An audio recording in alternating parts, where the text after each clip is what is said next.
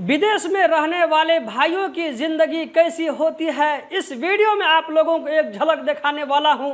तो चलिए यहां पर हम वीडियो को प्ले करते हैं। दोस्तों यहां पर आप देख सकते हैं कि ये वो आपके प्यारे बच्चे हैं, आपके लाडले हैं, जो कि नाज और न्याम के साथ में आपके घर में पले थे, लेकिन विदेश की मिट्टी फाँकने पर वो मजबूर हो गए हैं। इन लोगों की हालत आप देख सकते हैं कि जब इन लोगों को ड्यूटी के टाइम में थोड़ी देर सुस्ताने के लिए, थोड़ी देर रेस्ट करने के लिए मौका मिलता है, तो ये लोग उस वक्त गद्दा, तकिया, बिस्तर को तलाशने नहीं लगते हैं, बल्कि खाली रोड पर वैसे ही सो जाते हैं। यहाँ पर आप देख सकते हैं कि आप लोग इस तरह अपने घर के आंगन में या बरामदे में सो सकते हैं? बिल्कुल नहीं। लेकिन इन विदेशी भाइयों को मजबूरन रोड पर, बाहर में, खुली धूप में सोना पड़ता है। ये आप दोस्तों देख सकते हैं किस तरह जब काम करते करते ये लोग थक जाते हैं, इन लोगों को थोड़ी देर रेस्ट करने का मौका मिलता है तो ये लोग वैसे ही फुटपाथ पर सो जाते हैं। देख सकते हैं कि नीचे में एक प्लास्टिक बिछा हुआ है, वरना वो भी आप लोगों को नहीं मिलेगा।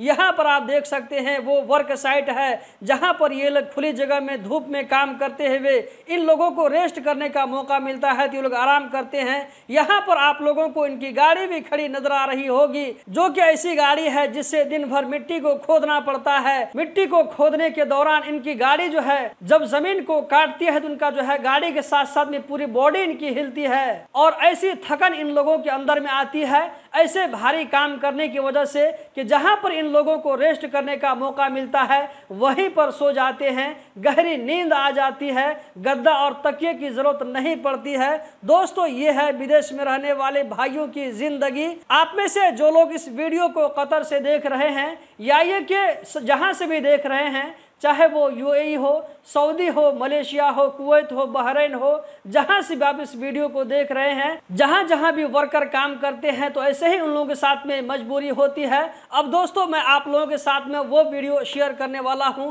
जिसको मैंने अपने मोबाइल से खुद रिकॉर्ड किया था। इस वीडियो को मैंने सोशल मीडिया से नहीं लिया है, बल्कि इस वीडियो को मैंने अपने कैमरे से शूट किया था।